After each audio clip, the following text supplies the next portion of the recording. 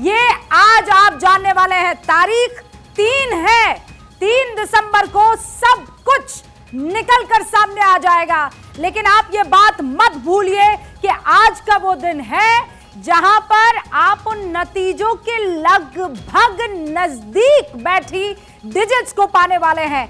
हमारी नजर हर उस एजेंसी पर है जिसने जमीन पर उतरकर आंकड़ों को अपने पन्नों में दर्ज किया है। अब जब मैं आपसे बात कर रही हूं 5:57 हो रहे हैं, तेलंगाना में आधिकारिक तौर पर अब से 3 मिनट के बाद जो है वो वोटिंग थमने वाली है। तेलंगाना में कई मतदान केंद्रों के बाहर कतार कई जगह लंबी लाइनों में अभी भी खड़े हुए हैं। आधिकारिक तौर पर 5 बजे थम गई है, लेकिन इस वक्त जो वोटिंग है वो चल रही है। क्यों? क्योंकि जो लाइन में खड़े हुए हैं उनको जब तक वोट डालना नसीब नहीं होता तब तक वोटिंग नहीं रुकेगी। इस वक्त की बड़ी खबर, लंबी लाइनों में, लंबी कतारों में इस वक्त तेलंगाना के लोग मौजूद हैं। शाम 5 बजे वोटिंग खत्म, लेकिन बीआरएस बीजेपी कांग्रेस के बीच में कड़ा मुकाबला। अभी 5 बजे तक 63.94% वोटिंग हुई है। तेलंगाना में बीआरएस बीजेपी और कांग्रेस के बीच में यह त्रिकोणीय मुकाबला है। हैदराबाद में एआईएमआईएम भी कड़ी दावेदारी पेश करती हुई नजर आ रही है। और इस वक्त हमारे साथ पॉलिटिकल एडिटर अदिति नागर भी जुड़ी हुई है और हमारे साथ बाकी अलग अलग एजेंसीज के, अखबारों के, मीडिया ग्रुप्स के एडिटर्स भी जुड़ने वाले हैं। तो कुल मिलाकर बात यह है कि शाम 5 बजे तक 63.94% मतदान हो चुका है। गोशा महल में बीजेपी के टी राजा की किस्मत का फैसला होना है। वहां चंद्रयान गुटा सीट से अकबरुद्दीन ओवैसी का फैसला होना है। जुबली हिल से अजहरुद्दीन जो कि कांग्रेस के उम्मीदवार है, उनकी किस्मत दांव पर लगी हुई है। करीमनगर से बंदी संजय कुमार बीजेपी के उम्मीदवार के तौर पर अपनी किस्मत आजमा रहे हैं। लेकिन बड़ी खबर यह है कि लंबी कतार अभी भी लगी हुई है। 5 राज्यों में चुनाव अब हो चुके हैं। 2024 के पहले वो जो लिटमस टेस्ट होता है ना, वो इन्हीं 5 राज्यों में कौन सरकार बना रहा है इस बात पर होता है। कुछ आंकड़े मैं आपके सामने रखना चाहती हूं। चुनावों में सभी राज्यों की वोटिंग खत्म होने के बाद ये आंकड़े आपको जहन में रखने चाहिए। तेलंगाना में मतदान खत्म जरूर हुआ है, लेकिन इसी मतदान, इसी फुल स्टॉप के बाद अभी एक बड़ी खबर और उसके बाद आपके पास रुक करेंगे। छत्तीसगढ़ में कांग्रेस सरकार बनने का अनुमान लग रहा है और ये सी वोटर की तरफ से अभी ये आंकड़ा आया है। आंकड़ा क्या बताता है आपके सामने अदिति? छत्तीसगढ़ में एबीपी सी वोटर का सर्वे बता रहा है कि कांग्रेस दोबारा एक बार फिर से सत्ता के केंद्र में। रूबिका, एक तो आप जैसे ही स्टूडियो में आई और आपने जो उत्साह है बात करने का, ऐसा लग रहा है कि वो जो वर्ल्ड कप के फाइनल के मैच वाला उत्साह आ चुका है। और सबसे बड़ी बात है, देखिए लगातार अलग अलग जो रुझान आ रहे हैं यहाँ पर, ये क्या है, धड़कनें यहाँ पर बढ़ा रहे हैं। भले ही छत्तीसगढ़, मध्य प्रदेश, राजस्थान में अलग अलग जगह मुख्यमंत्री के आवास और विपक्ष के नेताओं के आवास पर, लेकिन धड़कनें बढ़ रही होंगी यहाँ पर दिल्ली में जो आला कमान दोनों पॉलिटिकल पार्टी, राष्ट्र पार्टियों के बैठे हैं उनकी। क्योंकि इस बार के नतीजे जाहिर तौर पे 2024 के डायरेक्शन को, या कह सकते हैं दशा दिशा को तय नहीं करेंगे, लेकिन कहीं ना कहीं इन्फ्लुएंस करेंगे। आदित्य, ये आंकड़ा देखने के बाद ऐसा नहीं लग रहा है। देखिए बीजेपी, कांग्रेस और अदर्स, बीजेपी और कांग्रेस में आप देखिए बड़ी कड़ी टक्कर नहीं लग रही है। हाँ, सरकार बनाती हुई कांग्रेस एक बार फिर से नजर आ रही है, लेकिन हमने पिछली हिस्ट्री देखी है, चैप्टर्स हमने पढ़े हैं, खासकर राजनीति वाले चैप्टर्स, जहां पर कितनी बड़ी पार्टी क्यों ना हो, जिसके पास विधायक, जिसके पास नंबर, वो बना ले जाता है सरकार। बिल्कुल। और देखिए छत्तीसगढ़ में जो अपन रिवाज की बात और राज बदलने की बात करते हैं, यहाँ नहीं दिख रहा। राजस्थान में भी अभी तक मैंने जो अभी भारत 24 पर जो सर्वेस देखे हैं सबसे पहले, उसमें 3 सर्वे कह रहे हैं कि भाजपा की सरकार है, 2 सर्वे कह रहे हैं कांग्रेस लीड में है। तो ऐसे में मैं 2 बात कहूंगी यहाँ पे रूबिका जी। पहला, जो ये 0.75 राजस्थान के लिहाज से कहूं 0.75 जो परसेंटेज। आदिति, एक सेकंड रोक लूं, एक और बड़ी खबर आ रही है, और बड़ी खबर किस तरफ इशारा कर रही है दर्शकों को जान लेना चाहिए। एक्सिस माई इंडिया का सर्वे भी आ गया है छत्तीसगढ़ के लिए। एक्सिस माई इंडिया का सर्वे कह रहा है बीजेपी को 36 से 46 सीटें, कांग्रेस को 40 से 50 सीटें मिल रही है। ये वो मुकाबला है जहां पर 6 बॉल है और 7 रन बनाने हैं। हमारे साथ संजय राणा जी जुड़ चुके हैं, राजनीतिक विश्लेषक हैं। अदिति, मैं आपकी बात कंप्लीट करूं और मौका दूं उससे पहले जरा दर्शकों को बता देती हूं कौन खास मेहमान हमारे साथ बने हुए हैं। लेकिन देखिए, तस्वीरें अब हमारी कम दिखने वाली है, हमारे सहयोगी और साथियों की कम दिखने वाली है। आज आपको सिर्फ आंकड़ों पर नजर टिका के रखनी है और आंकड़े क्या बताएंगे?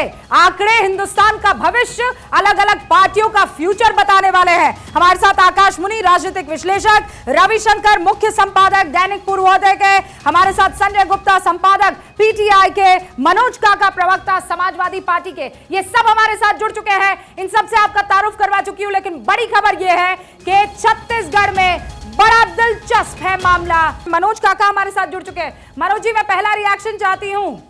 भाई, आप लोग इंडिया गठबंधन में मजबूत साथी के तौर पर, आपको वहां मध्य प्रदेश में भले ही टिकट ना मिली हो, लेकिन बीजेपी छत्तीसगढ़ में सत्ता के नजदीक दिख रही है, लेकिन सीटें बटोरती हुई बीजेपी की जगह कांग्रेस इस वक्त साफ नजर आ रही है।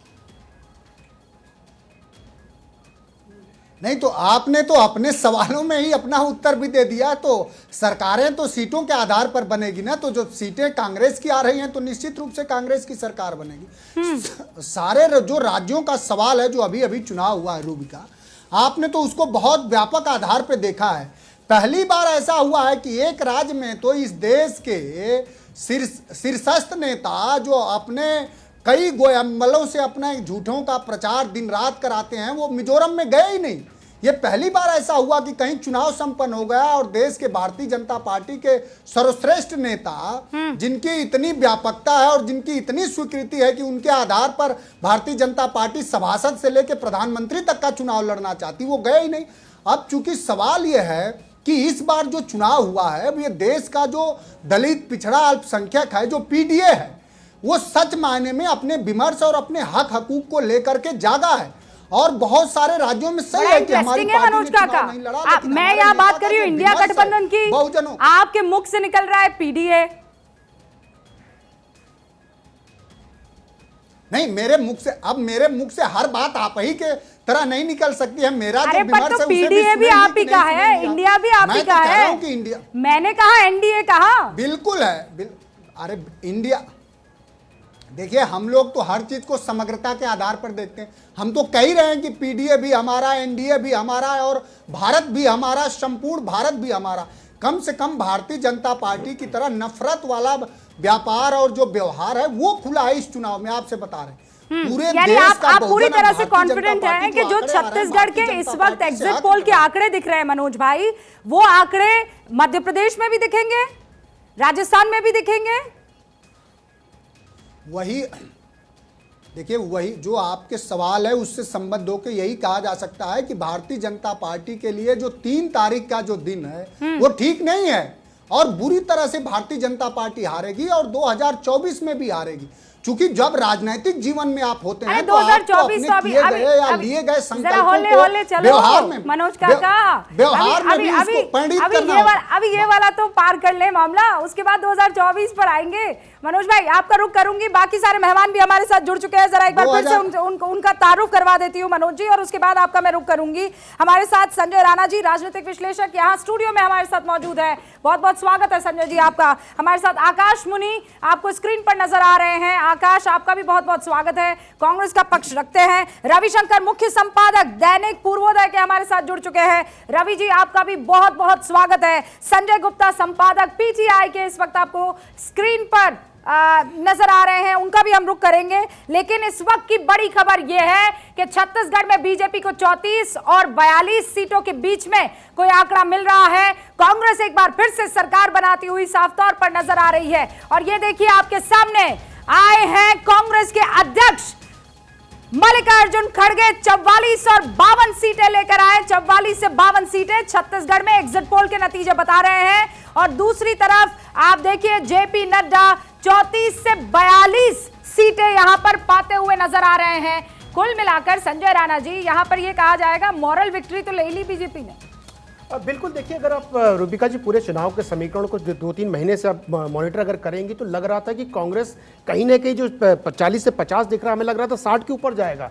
लेकिन कहीं ना कहीं 2-3 महीनों में जिस तरह भारतीय जनता पार्टी ने कवर किया है, जो 15 सीट थी पिछले बार और जिस तरह से आंकड़े दिखा रहे हैं तकरीबन 36 से लेकर 45 के बीच जो आने की है, तो बहुत ही सराहनीय काम मैं बोलूंगा। कहीं ना कहीं भारतीय जनता पार्टी का कवर किया। और पिछले महीने के जो मैं तो छत्तीसगढ़ में था भी, लोगों से जो चर्चा की, जो वहां के लोकल कार्यकर्ता थे, लोकल लोग थे, वो काफी उत्साहित थे, जो 3-4 महीने पहले दिख नहीं रहा था। संजय जी ये तो ऐसी बात, अरे दिख नहीं रहा था। संजय जी ये तो आप ऐसी बातें कह रहे हैं कि पीठ तो थपथपाई हमारी, लेकिन ट्रॉफी देकर आ गए। नहीं हम बता रहे हैं। हाँ? देखिए ऐसा है कि हम वही बोल रहे हैं, को। बघेल साहब को बहुत आगे, बहुत बड़ी सीट से मार्जिन से जीतना था।